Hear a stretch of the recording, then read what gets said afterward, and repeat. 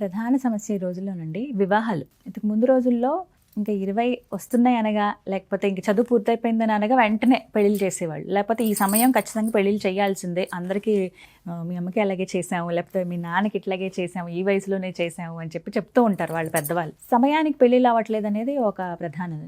దాంతోపాటుగా జాతకాల్లో చాలామందికి ఏంటంటే మీకు దోషం ఉందండి, వివాహాలు జరగట్లేదు అనేవాళ్ళు కొంతమంది. ఇంకా కొన్ని చూస్తే ఈ ఆలస్య వివాహాలు ఒకటి ఇప్పుడు బాగా వరకు. కొంతమందికి పెళ్లి సంబంధాలు కుదిరినా ఏదో ఒక రకంగా చెడిపోతున్నాయి, కొంతమందికి అసలు కుదరట్లేదు. ఎందుకు ఈ సమస్యలు వస్తాయి? వీటికి ఏమైనా పరిహారాలు ఉన్నాయా? అమ్మ, డాక్టర్ గారి దగ్గరికి వెళ్తే ప్రతి దానికి ఆయన మందు బిళ్ళే పరిష్కారం చెప్తారు. మా దగ్గర కూడా ప్రతి దానికి అదృష్టమే పరిష్కారం. చాలా సింపుల్ అమ్మ. పెళ్ళిళ్ళ విషయంలో నాకు ప్రత్యేకమైన అభిప్రాయాలు ఉన్నాయమ్మా. కొన్ని పెళ్ళిళ్ళు సరైన టయానికి చేయాలి. ఆడపిల్లలకి మెచ్యూరిటీ అంటారు. దేవుడు 13 సంవత్సరాలకే ఇస్తాడు. గవర్నమెంట్ అంటే దేవుని కాకుండా ఇప్పుడు కూడా గవర్నమెంట్ని కూడా మనకు సమాజానికి గవర్నమెంట్కి ఇప్పుడు అనుకూలంగా ఉండాలి. గవర్నమెంట్ 18 సంవత్సరాలు అంటది. అంటే 18 సంవత్సరాలు మేజర్ అయ్యారంటే నువ్వు 18 సంవత్సరాలకు పెళ్లి చేసుకోవచ్చు అని దేవుడు ముందు ఆర్డర్ ఇచ్చేసాడు. ఇప్పుడు 18 సంవత్సరాలకు పెళ్లి చేసుకోవాలి.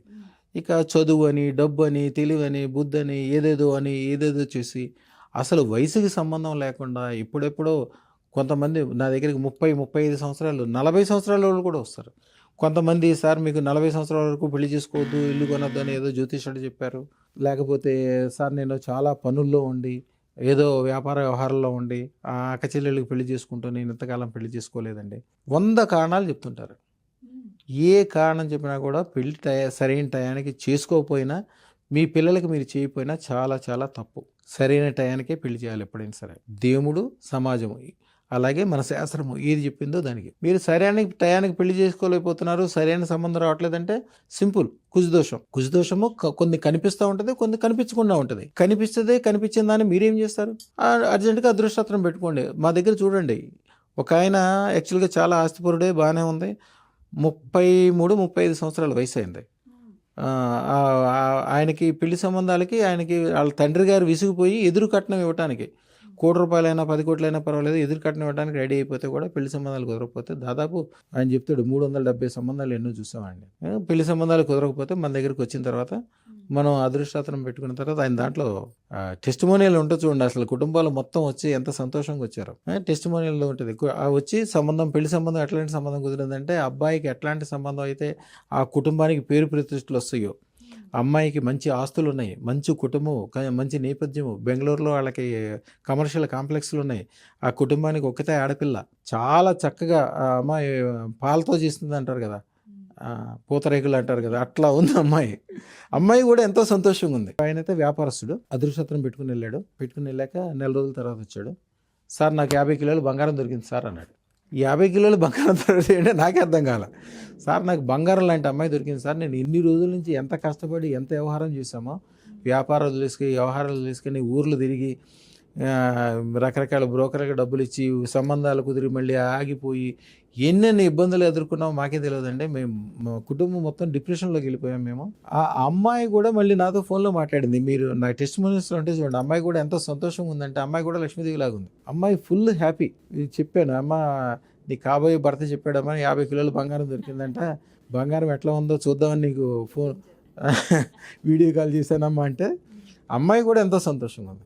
ఇక కుటుంబాలు బాగుపడక ఏముంది అమ్మా, నేను చెప్పాను, అమ్మ నువ్వు పెళ్ళైన కాడి నుంచి వేరే ఉద్దేశాలు వద్దు, ఇద్దరు కలిసి మంచి పెద్ద ఇండస్ట్రీ, ఇప్పుడు దాకా మీ ఆయన చిన్న వ్యాపారం చేస్తున్నాడు, ఊళ్ళో గొప్పది, సిటీకి వచ్చి పెద్ద వ్యాపారం చేసుకుని గొప్పగా అయ్యేటట్టు చేయమంటే, అమ్మాయి నేను చెప్పానని చెప్పి 3 నెలల్లో బాయిలర్ రైస్ మిల్ ఏదో ఉంటుందంట, 50-60 కోట్లు ఖరీదు, అది పెట్టిస్తే దాని డబ్బులు మళ్ళీ 3 నెలల్లోనే డబ్బులు వచ్చేసినాయి. కుటుంబాలకు ఎప్పుడు కూడా ఇస్తారా గురుగారు? అలాగా మీతో మాట్లాడాలంటే ఎలా అండి?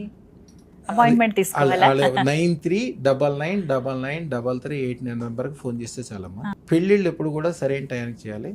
పెళ్లి కోసం మేము ఒక మంత్రం ఇస్తామమ్మా. ఒక మనిషికి ఒక మనసులో ఒక రూపం ఉంటుంది. ఏదైనా పెళ్లి సంబంధానికి వెళ్ళినప్పుడు, ఏదైనా పెళ్లికి వెళ్ళినప్పుడు, అబ్బా పెళ్లి కొడుకు సూపర్ ఉన్నాడు, మంచి ఆస్తులు ఉన్నాయి, కుటుంబాలు బాగున్నాయి, సూపర్గా ఉంది, ఇట్లాంటి సంబంధం నాకు కూడా కుదిరితే బాగుంటుంది అనిపించవచ్చు. లేకపోతే సినిమా చూసినప్పుడు సినిమా హీరోని చూసి అబ్బో సూపర్ ఉన్నాడు అంటే, మీ మనసులో ఏదైతే ఒక రూపం ఉంటుందో ఆ మంత్రం చదువుకునేటప్పుడు అదే రూపాన్ని మీరు తలుచుకుంటే చాలు, సేమ్ అదే సంబంధం మీకు వస్తుంది. ఆశ్చర్యపోతారు, ఏదో నేను ఫోటోనా మనం ఏమైనా కంప్యూటర్ నుంచి బయటికి తీసామనుకుంటారు. మీరు కోరుకున్న దానికంటే బెస్ట్ సంబంధం మీకు తెలియదు. అసలు సమాజంలో ఇంత మంచి సంబంధాలు ఉన్నాయి, మనుషులు ఎంత గొప్పోళ్ళు ఉన్నారు, ఇంత వ్యాపార వ్యవహారాలు నడుస్తున్నాయి, తెలియనేది కూడా తెలియదు. ఒక అమ్మాయి నా వీడియోలో ఫస్ట్ వీడియోలో ఉంటాయి. అమ్మాయి వాళ్ళ కుటుంబం చాలా బాగా బతికిన కుటుంబం, బాగా చితికిపోయారు, హైదరాబాద్ వచ్చి అద్దీంట్లో ఉంటున్నారు. కానీ ఈ అమ్మాయికి అదే మైండ్లో ఉంది, నాకు మంచి సంబంధం కావాలి. మంచి సంబంధం అంటే పెళ్లి చేయాలి, డబ్బులు ఎట్లా ఉంటాయి, ఇక ఖర్చులు ఉంటాయి కదా. వీళ్ళు అద్దీంట్లో ఉన్నవాళ్ళు ఎట్లా చేస్తారు, వయసు అయిపోతుంది. అప్పుడు అదృష్టం వాళ్ళ బావగారు యాక్చువల్గా ఆయన దేవుడు అనుకోవాలి, ఆయన దేవుళ్ళలాగా ఆయన వచ్చి అమ్మాయిని తీసుకొచ్చి అదృష్టం పెట్టి తీసుకెళ్ళాడు. వాళ్ళకి ఆ పొజిషన్ లేకపోయినా కూడా తీసుకెళ్ళాక 18 రోజులకు ఒక సంబంధం వచ్చింది ఆంధ్రా నుంచి. ఆంధ్రాలో కమ్యూనిస్టులు, వాళ్ళు కమ్యూనిస్టు భావజాలం, కట్నం తీసుకోరు, వీళ్ళ సొంత కులము గోత్రము కరెక్ట్గా సెట్ అయింది. వాళ్ళు ఏమన్నారంటే మీ ఇంటి దగ్గర నుంచి ₹1 తీసుకురాకూడదు, పెళ్లి ఖర్చులన్నీ మానే. వాళ్ళ మామగారు ఎక్స్ మినిస్టర్, ₹1 తీసుకోకూడదు, ఆయన కండిషన్స్ ఉన్నాయి. కండిషన్స్ అన్నీ చెప్పి ఆ అమ్మాయి వాళ్ళకి బాగా నచ్చింది, పెళ్లి చేసుకున్నారు. పెళ్లి 5 రోజులు సాగిందమ్మా. వాళ్ళ పెళ్లి మండపంలోకి వెళ్ళొచ్చిన వాళ్ళు చెప్తున్నారు, అందరూ పెళ్లి నగలు సెట్లు తీసుకొస్తున్నారంట అమ్మాయికి. సెట్లు అసలు అన్ని నగలు ఎట్లా వస్తాయండి, అన్ని డైమండ్లు ఎట్లా ఉంటాయండి అని అంటున్నారు. 5 రోజులు ఆగకుండా భోజనాలు జరుగుతూనే ఉన్నాయంట. అట్లాంటి సంబంధం కుదిరితే అమ్మాయికి ఎంత సంతోషంగా ఉంటుంది. అవతల వాళ్ళు కూడా ఈ అమ్మాయి దొరికినందుకు వాళ్ళకు కూడా సంతోషంగా ఉంది.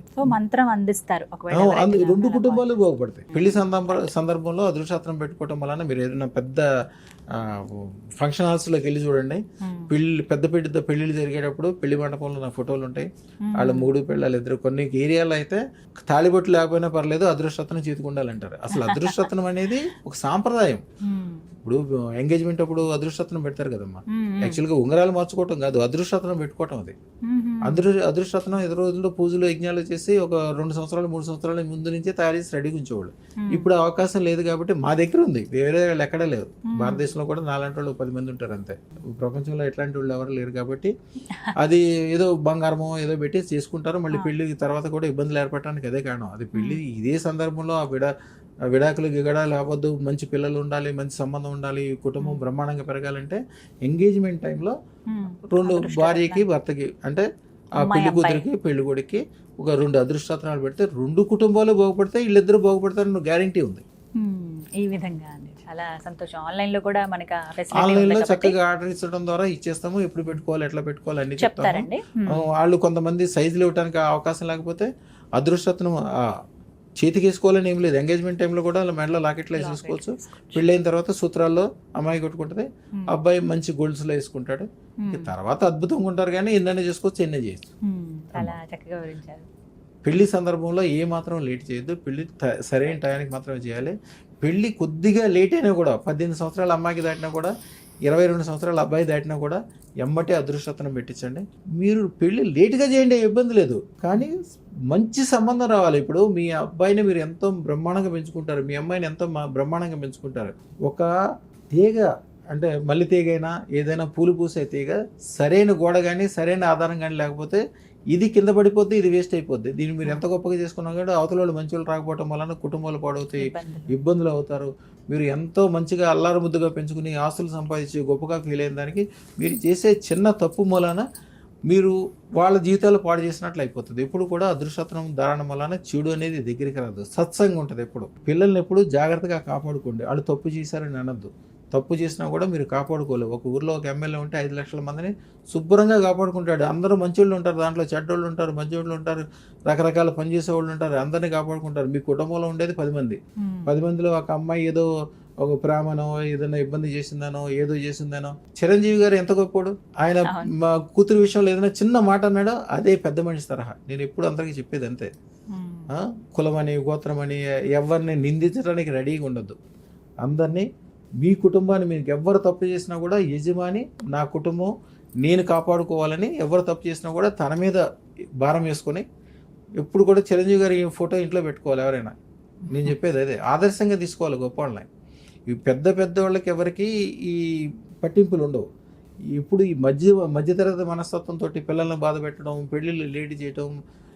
ఇప్పుడు నేను ఇందాక ఒక విషయం మాట్లాడానమ్మా, ఏంటి పెళ్ళిళ్ళు కష్టాలు ఉన్నాయనో నష్టాలు ఉన్నాయనో బిజీ ఎక్కువైందనో ఎవరికో ఏదో బాధ్యతలు ఉన్నాయనో పెళ్ళి లేట్ చేసుకున్నా అంటారు. చిరంజీవి గారి కంటే కూడా బిజీగా ఉండేవాళ్ళు ఉన్నారు మా దేశంలో. ఆయన సరైన టైంకి పెళ్లి చేసుకోలేదా, పిల్లలకి సరైన టైంకి పెళ్లి చేయలేదా, రామ్ చరణ్కి ఎంత మంచిది, నీ కులం గోత్రం అని ఏం పెట్టుకోకుండా ద బెస్ట్ ఎవరున్నారు చూసుకో. ఎప్పుడు కూడా పెళ్లి సంబంధాల్లో ద బెస్ట్ ఎవరున్నారు వాళ్ళకే ఇవ్వాలి. మీరు ఏమి జాతకాలు చూడొద్దు. మీరు జాతకం చూస్తే మీరు పిల్లలకి అన్యాయం చేసినట్టే. అదృష్టరత్నం పెట్టించండి, పెళ్లి చేసేయండి, సరైన టైంకి చేయండి. మిగిలిందంతా మాది బాధ్యత. అదృష్టరత్నం పెట్టుకున్నాక వాళ్ళు బాగుపడతారనే దానికి మాది గ్యారంటీ అన్ని రకాలుగా. సంతోషం అండి. అమ్మమ్మ, మీకు కూడా మీ జీవితంలో ఒక మార్పుని చూడాలని, ఉన్నత స్థానాలకి ఎదగాలనే కోరిక ఉంటే కనుక మీరు కూడా అదృష్ట రత్నాన్ని ధరించాలనుకునే వాళ్ళు స్క్రీన్ మీద కనపడుతున్న నెంబర్స్కి కాల్ చేసి అపాయింట్మెంట్ బుక్ చేసుకుని గురువు గారిని కలిసి ఆ రత్నం అందుకోండి. నమస్కారం.